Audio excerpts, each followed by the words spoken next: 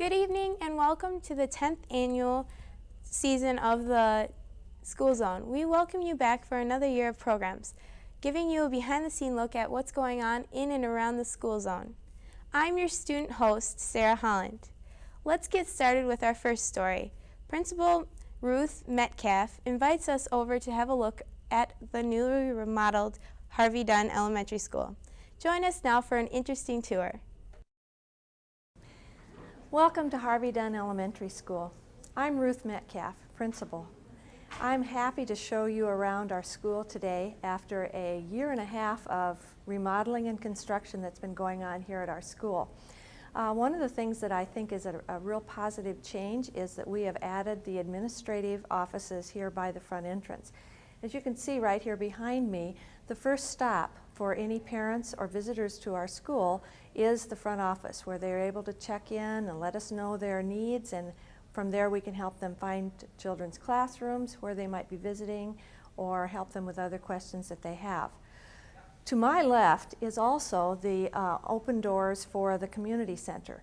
Part of our construction was the addition of a Morningside Community Center for this part of our city, and we're really looking forward to a partnership with the Parks and Recreation Department, who will be working in their facilities. So when people walk through our front entrances, they'll have a choice of going to the right, where they will be in the community center, or to the left, where they will be in the school.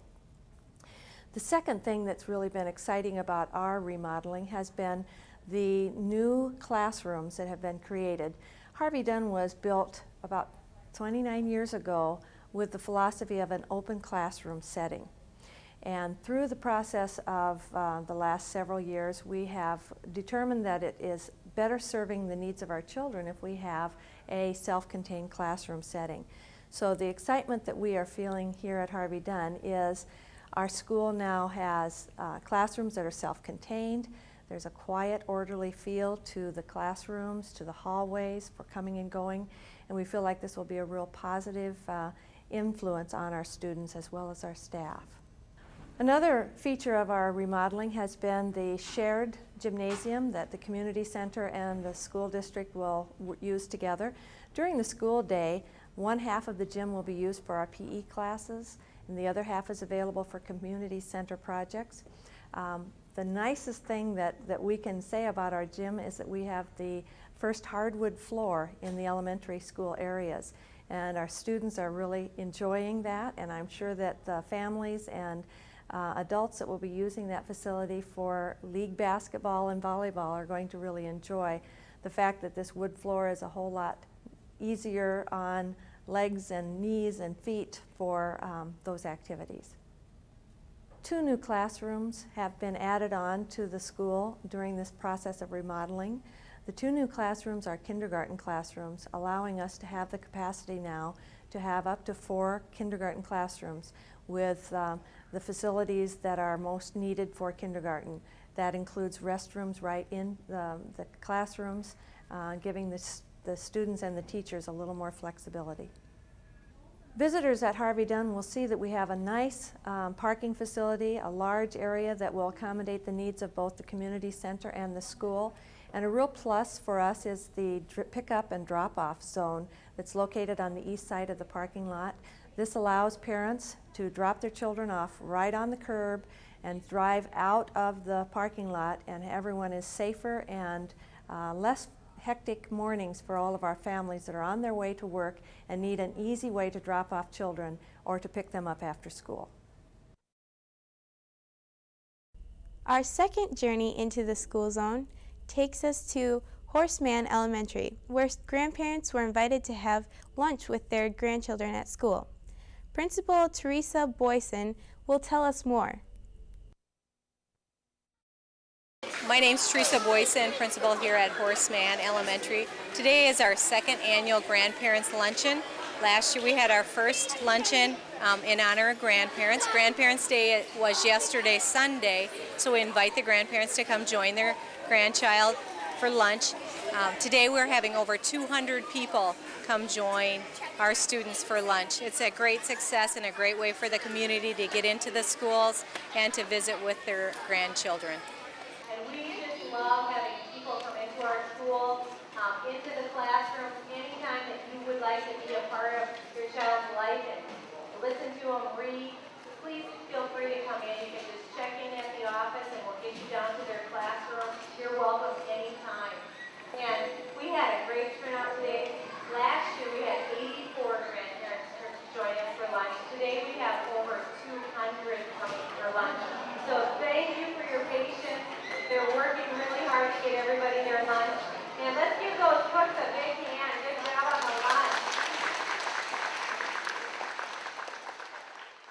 It's great to have the grandparents involved with their grandchildren, or some of them couldn't have their grandparents come, so they have another adult in their life. And it's one way we can reach out to them and make them feel welcome, so they are more open to come into the classroom and read or work with the kids in the classroom.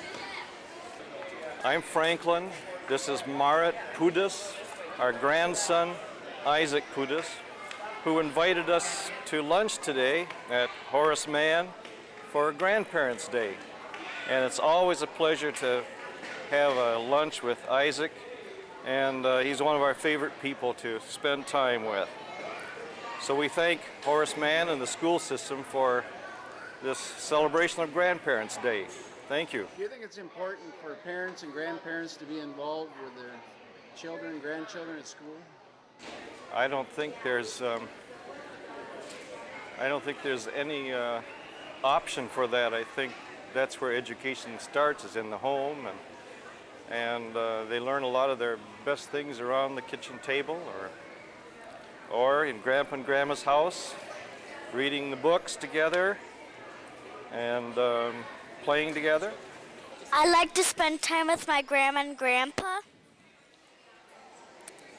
and I like to read books with my grandma. What was it like having lunch with them? It's nice. Did you have to do anything special to get ready for this? No. They just came and you had lunch? Mm-hmm.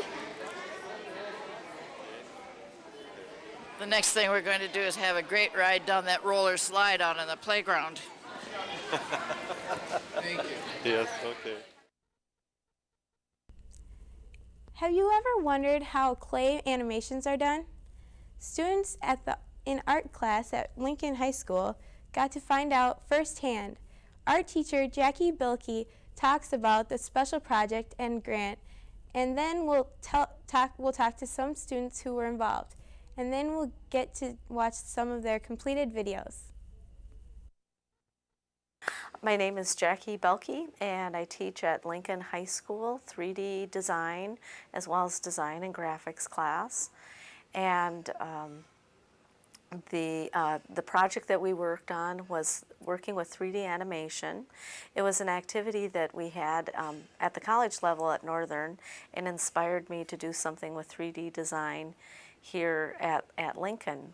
So I wrote a grant, or I applied for a grant through the Sioux Falls Foundation, Community Foundation, and wrote up a proposal of having students work with three-dimensional objects as well as claymation, and to work with a video camera and do editing of 3D animation. And we looked at different examples of 3D animation. If you look on, especially like cable and children's networks, you see examples of 3D animation. It's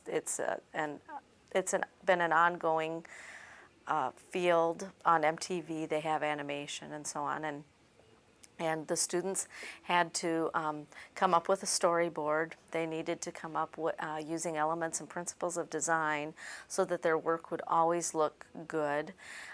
They needed to have movement, extreme close-ups, and a story and a plot line that went with their animated short. And it was a neat experience. I received a lot of positive comments from students after they got to see their film and work completed.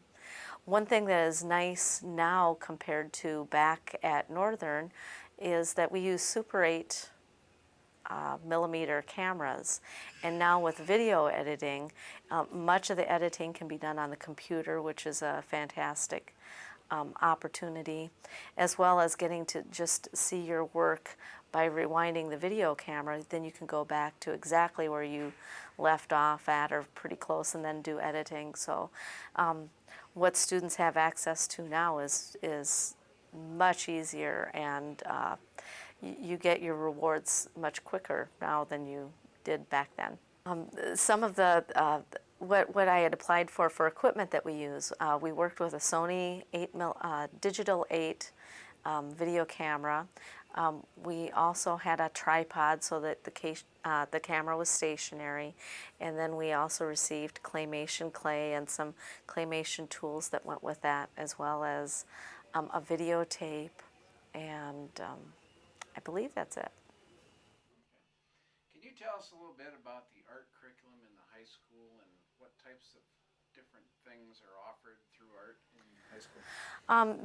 We start off with two introductory classes. We have Drawing 1 and we have Design Basics. So those would be the first classes that you would take if you wanted to go on and to take 3D design, or if you wanted to go into painting or other classes in drawing.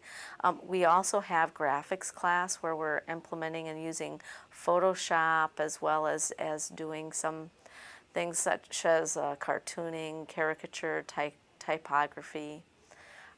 We have Photography 1 and Photography 2. I believe that's, and then if students have exhausted all of their art options, then they also can sign up for an advanced studio class. I'm James Bullard. I took 3D design last year here at Lincoln, and we did our stop animation project, which was a lot of fun. We had to move objects just slightly, and then we'd press the record button after each movement, and then after spending so much time on it, though, we'd come out with a decent project. The project I did had a lot of, we used G.I. Joes. That was pretty fun. It was kind of a party scene kind of thing, and at the end there was this big chase, and we definitely had a lot of fun doing it. What did you find out about doing stop motion animation? Stop motion animation, it's very time consuming. Can you guess about how long it took to shoot the entire video? Well, through the course, we only had the time that's in the period, so it's probably about a week. Took you about a week. And how long was the finished video? Just over 30 seconds. Okay.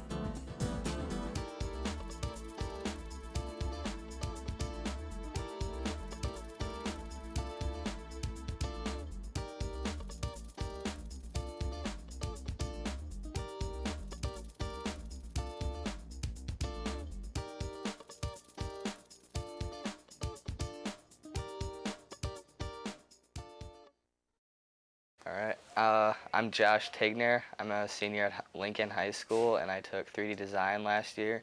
And in that class, we did animation. And animation is like, I don't know, like cartoons you watch on TV, or certain commercials with figures or clay figures, or the Wallace and Gromit stuff. And we got to do a clip that was about 30 seconds long. With ours, we used figures, though. It was little Star Trek guys. Like G.I. Joes or something, and they just kind of like walked around and did stuff, and it's just like a series of a whole bunch of pictures, and you have to move each figure a little bit, each picture, and it just takes a while. I don't know, it just depends on how much you want to do. It probably took us a few days to do about 30 seconds. What did you learn about this animation project? It's a lot harder than it seems. It's more, I don't know. It's kind of a pain in the butt. All the little stuff and like everything has to be just right. Now, did you move the figures? Did you run the camera? What exactly part did you I play? moved some of the figures and I took a couple pictures with the camera and stuff like that. And how did you find working with the video? Was that interesting? Yeah, it was pretty cool.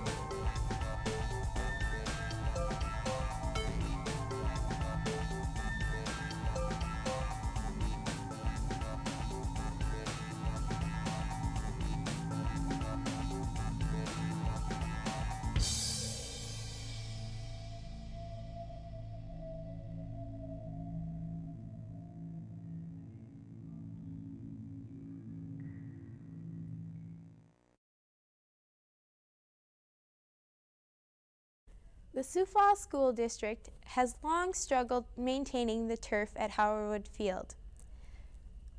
Spending thousands of dollars repairing the field every year, a group of concerned citizens have come together to help the district solve this never-ending problem.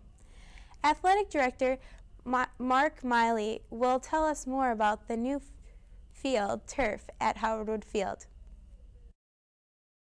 So as far as the installation process and what the district contributed to the project, basically the contribution of the district was to provide the field.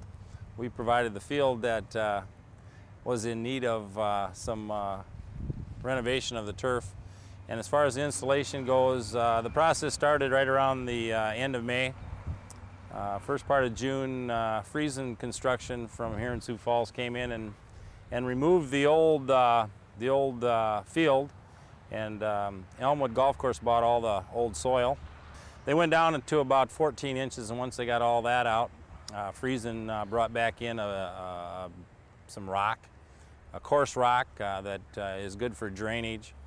And then once they got that done, Merlin Royce Paving from here in Sioux Falls brought in the top layer of the material, which was about a 2 to 3 inch finer, almost like sand, a little bit of gravel rock in it, and then that was packed down.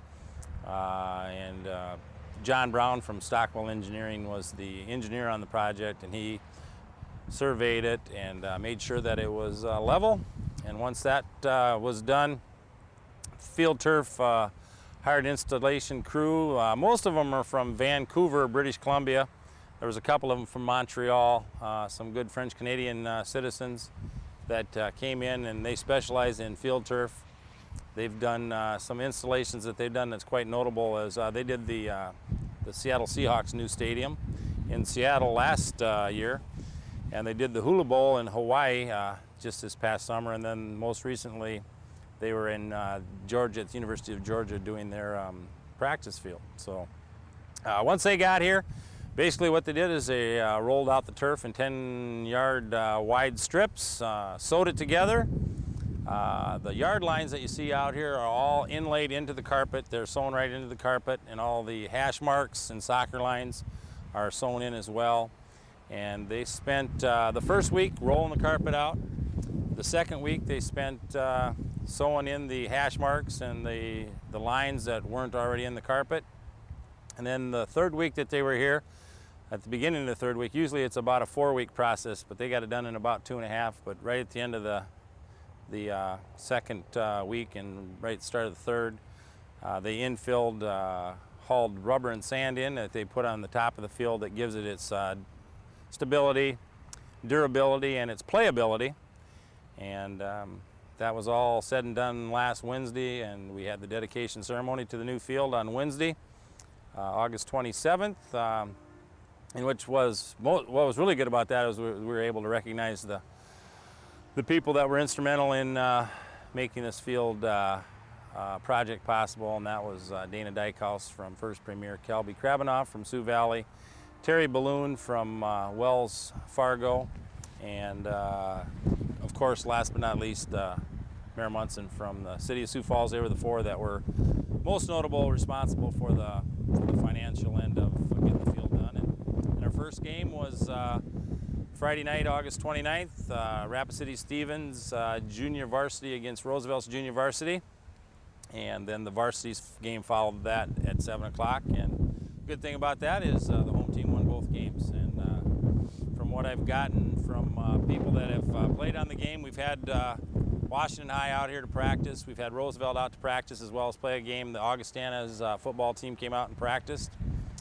We've got some practice time scheduled for Lincoln and O'Gorman, and I would imagine University of Sioux Falls sometime in the not too distant future. But what I've gotten so far is people like the surface, probably more intrigued with it right now than they are you know, exactly how well it plays and everything.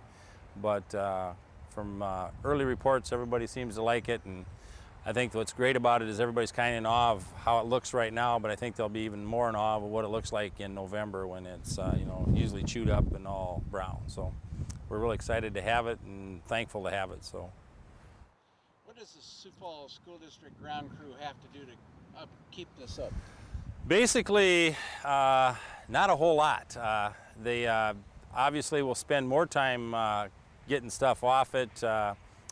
Unfortunately, you know, as you have a number of people that use it, you're going to have some stains on it, whether it's blood or Gatorade. You have a special ingredient that put on that solution to take those types of stains off of it. The other thing that'll be a real tough one for them is if anybody would get gum into the turf. We don't anticipate that happening a lot during football. But once we get into the track season and you got a lot of track participants that are going to be using the field or sitting out on the infield, we hope we don't have that, but we'll have some of that. So they got to do that regular cleaning of that. The other thing that they will do is they call it a groomer or sweeper that they take over the field itself. It's kind of like mowing it. You don't have to do it, you know, like at the start of the year and previous years when we had grass, we'd have to mow it 2 or 3 times a week. At most, we'd do this once a week, and they kind of told us that we kind of play that by ear to see how many times you do that. But this groomer sweeper, basically what it does is it levels out the rubber to make sure that if there's any divots in the rubber or whatever you have from playing, to make sure that the surface is level and safe and everything for the participants. So that's the beauty of this type of field, is you do save some wear and tear on the grounds crew, and obviously you'll save money there, upwards to probably about $20,000 a year. My name is Dana Dykhouse. I'm president and CEO of First Premier Bank, and today a proud member of the Turf Team, a group of local businessmen that got together and wanted to provide Sioux Falls and the students and athletes with a world-class playing facility and surface here at Howard Wood Field. Well, this has been talked about for a long time, and we got together and decided that the dollar amount wasn't that much. With the work they had done on some of the subsurface to the field a number of years ago, when we got the estimate for putting in the turf, found that it was a reasonable price, a price that was within range of what we could raise among 4 businesses. Mayor Dave Munson got on board, the city got behind the project, and with the city on board, First Premier Bank, Premier Bank Card, Wells Fargo, and Sioux Valley Health Systems, we came up with enough funds to make this a reality. I want to thank everyone for coming here for the celebration of the new turf here at Howard Wood Field. This is a result of people in the community stepping forward to help the children and everyone else in the community. I'd like to introduce Sherry Meister, President of the School Board, Roger Risti, School Board member, who will have a couple of words to say from the board's perspective of this great day. Thanks, Dr. Keegan. I just want to say on behalf of the Sioux Falls School Board, thank you to the community and to all of the turf team partners. It is incredible that they came together for us, because a project such as this would not happen if it was not for the community involvement. So thank you to all of the turf team, appreciate it. And I'm going to turn it over to Roger, because he was really the board member that was the spearhead of all of this project. So Roger Steve.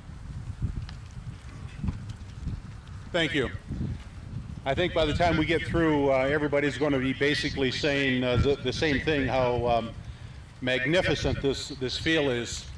It's been a long haul with 14 going on 15 years on the board.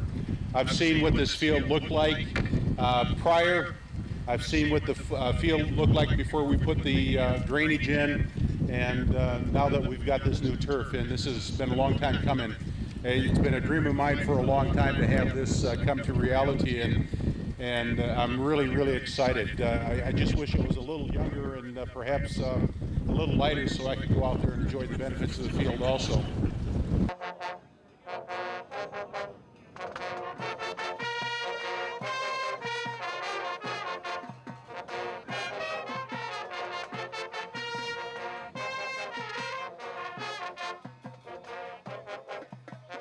One, two, three, toss!